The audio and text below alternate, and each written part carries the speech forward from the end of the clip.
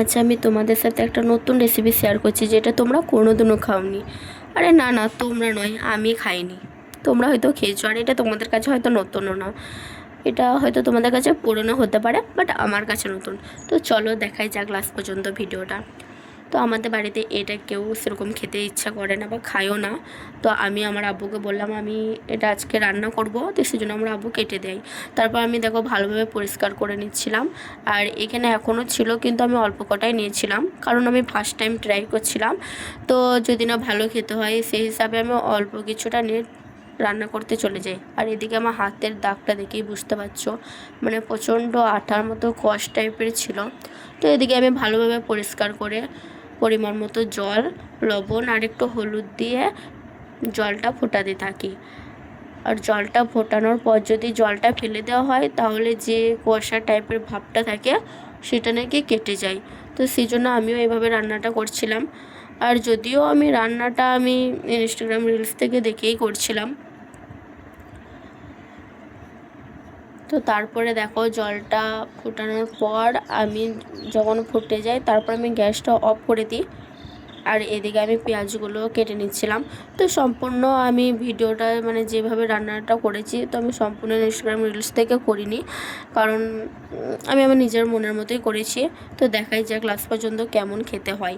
তো এদিকে আমি ভালোভাবে তারপরে জলটা ঝরিয়ে নিচ্ছিলাম। তারপরে একটা পাত্রে পরিমাণ মতো সর্ষের তেল দিয়ে দিচ্ছিলাম। আর তেলটা গরম হয়ে যাওয়ার পর আমি শুকনো মরিচ অ্যান্ড তেজপাতা দিয়ে দিই। তারপরে দিয়ে দিই কাঁচা জিরা। আর তোমরা এখানে চাইলে গোলমরিচও অ্যাড করতে পারো, তাতে করে আরও খেতে টেস্টি হবে অ্যান্ড ঝাল ঝাল ভাবটা লাগবে। তো তোমরা যদি কেউ খাও বা খেতে পছন্দ করো তাহলেই দেবে। এটা আমি বাদ দিয়েছি, কারণ আমার খুব একটা ভালো লাগে না। তারপরে আমি একটু বাটার দিয়ে দিই। তারপর এটা আমি ভালোভাবে খানিকক্ষণ হালকা মতো ভাজতে থাকি। তারপরে যত রকমের মশলা হয় আমি তো দিয়ে দিই।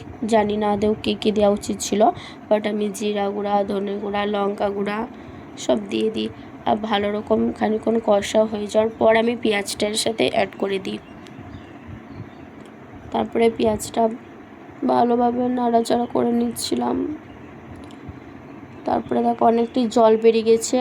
আর এখানে তোমরা জল দেবে না, কারণ এটা থেকে জল ছাড়বে এমনিতেই। তারপরে আমি আবার ঢাকা দেওয়া রাখার পর 10 মিনিট পর দেখি তো আমার ভালোভাবেই জলটা একদমই মরে গেছে। তো এদিকে দেখো আমার রান্নাটা ফুল কমপ্লিটও হয়ে গেছে। আর রান্নাটা হয়ে যাওয়ার পর এর মধ্যে আমি সামান্য পরিমাণ মতো ঘি ছড়িয়ে দিই, যেটা ক্যামেরায় বাদ পড়ে গেছে। তো তোমরা চাইলে এভাবে রান্না করে দেখতে পারো, অবশ্যই খেতে ভালো লাগবে।